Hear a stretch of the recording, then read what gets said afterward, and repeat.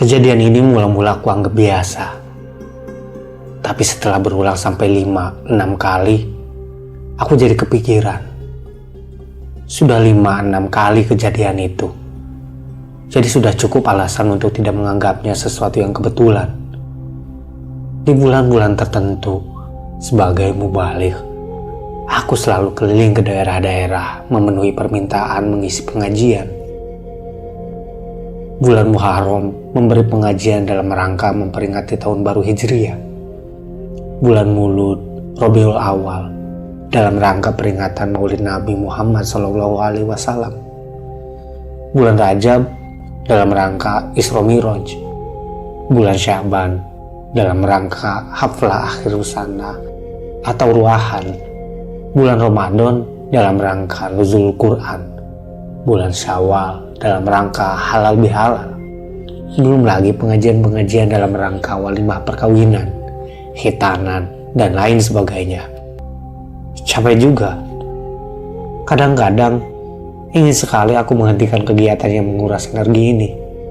Bayangkan, seringkali aku harus menempuh jarak ratusan kilometer, dan tidak jarang lokasi pengajian sulit ditempuh dengan kendaraan roda 4 hanya untuk berbicara sekitar 1 jam. Kemudian setiap kali pulang larut malam, ghalibnya menjelang subuh baru sampai rumah. Tentu saja tak pernah ada yang menyambut kedatanganku. Anak istri masih tidur. Kalau pengajian-pengajian itu jelas pengaruhnya pada jamaah sih tidak masalah. Ini tidak.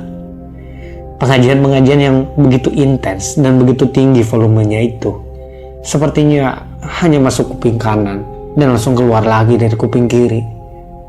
Tak membekas. Buktinya, mereka yang bakhil ya tetap bakhil. Yang hatinya kejam ya tetap kejam. Yang suka berkelahi dengan saudaranya ya masih tetap berkelahi. Yang bebal terhadap penderitaan sesama juga tak kunjung menjadi peka. Yang suka menang-menangannya tidak insaf. Pendek kata, seolah-olah tidak ada korelasi antara pengajian dengan mental mereka yang diberi pengajian. Kadang-kadang aku berpikir, apakah masyarakat kita ini suka pengajian hanya seperti hobi saja? Kelangenan. Mungkin juga karena mubalik sering mengemukakan besarnya pahala mendatangi pengajian tanpa lebih jauh menjelaskan makna menghadiri pengajian itu. Jadi, orang menghadiri pengajian sekedar cari pahala. Yang penting hadirnya, tak peduli hadir terus tidur, melamun, ngobrol sendiri, atau hanya menikmati kelucuan dan keberanian mubaliknya. Kok tidak ada ya yang mensurvei kejadian ini? Misalnya meneliti sejauh mana pengaruh ceramah agama terhadap perilaku masyarakat yang menerima ceramah. Pengaruh positifnya apa? Negatifnya apa? Dan sejauh mana peranannya dalam memperbaiki mental masyarakat. Tapi baiklah, biarkan saja aku bercerita tentang pengalamanku. Mula-mula, kejadian yang kualami aku anggap biasa. Tapi setelah berulang sampai 5-6 kali, aku jadi kepikiran. Biasanya, setiap selesai memberi pengajian, selalu saja aku harus melayani beberapa jamaah yang ingin bersalaman denganku. Pada saat seperti itu, sehabis memberi pengajian di satu desa, ada seseorang yang memberi salam tempel, bersalaman sambil menyelipkan amplop berisi ke tanganku. Pertama, aku tidak memperhatikan, bahkan aku anggap orang itu salah satu dari panitia. Setelah terjadi lagi di daerah lain yang jauh dari desa pertama, aku mulai memperhatikan orang yang memberi salam tempel itu. Pada kali-kali lain setelah itu, di tempat-tempat yang berbeda dan berjauhan, kulihat memang yang memberi salam tempel orangnya ya itu juga. Orang yang selalu memakai baju hitam-hitam, wajahnya yang bersih dan senyumnya yang misterius itu kemudian terus membayang. Dia selalu hanya mengucapkan salam, tersenyum misterius, dan bersalaman sambil menyelipkan amplop tanpa mengucapkan sepatah kata pun.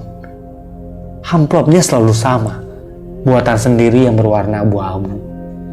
Jenis warna kertas yang aku kira jarang ada di desa-desa. Aku tak habis pikir, bagaimana orang itu bisa selalu ada dalam pengajian yang tempatnya berjauhan. Aku bukanlah mubalik kondang yang setiap tampil di pengajian diberitakan pers. Bagaimana orang itu bisa hadir ketika aku mengisi pengajian di sebuah dusun terpencil di Jawa Timur, dan hadir pula di pengajian yang dilaksanakan di sebuah desa di ujung Jawa Barat. Lalu hadir pula ketika di luar Jawa.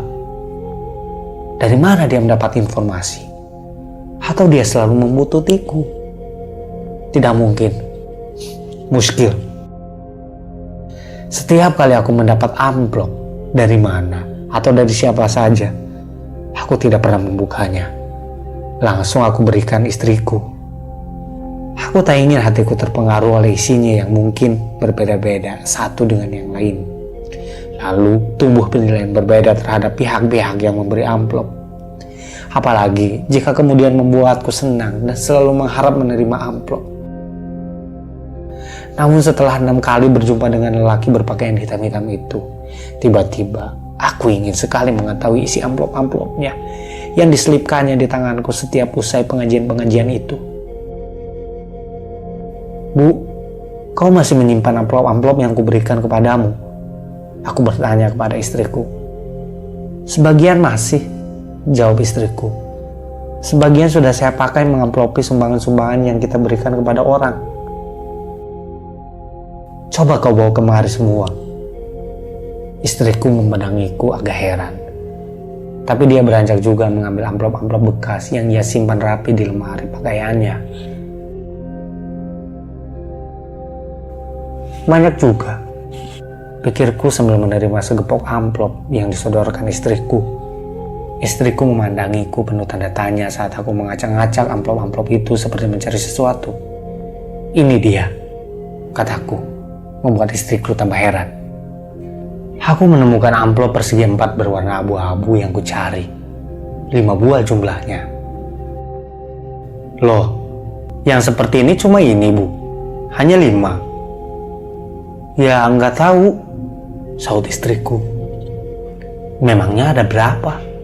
Setauku ya cuma itu. Aku tidak mengusutnya lebih lanjut. Mungkin justru aku yang lupa menghitung pertemuanku dengan lelaki misterius itu. 5 atau 6 kali. Aku memperhatikan dengan cermat 5 amplop abu-abu itu.